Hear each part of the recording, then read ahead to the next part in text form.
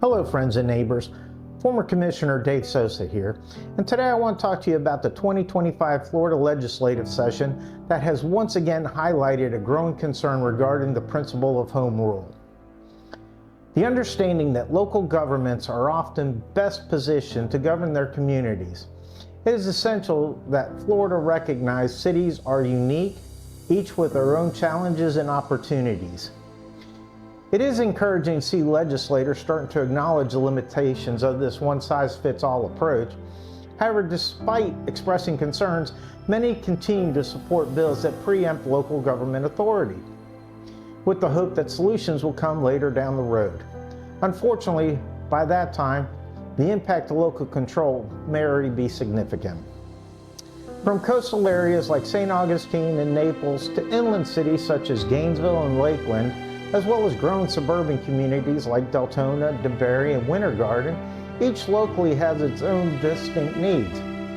Policies effective in urban centers like Miami may not be suitable for smaller cities like Deltona, and zoning solutions appropriate for Orlando could be impractical for historic areas like DeLand. Two pieces of legislation I want to talk to you about today is Senate Bill 180 and Senate Bill 1730. Along with its companion House Bill 943. They exemplify this trend of undermining local governments. Senate Bill 1730 presents challenges to local land use planning, potentially limiting municipalities' ability to guide growth in ways that align with their long-term character and infrastructure.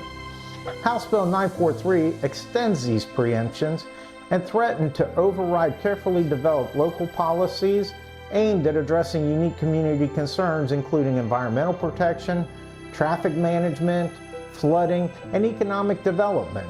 Recently, these bills were merged under SB 1730 and passed both legislative chambers. Of particular concern, these measures, along with the 2023 Live Local Act, may restrict residents from even participating in discussions about development projects in their own communities, neighborhoods, and backyards.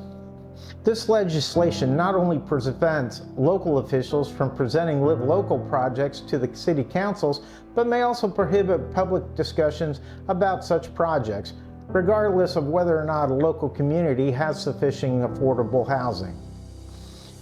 This trend continues a pattern where key decisions about local issues are made at the state level, often by individuals who may not fully understand the nuances of our communities.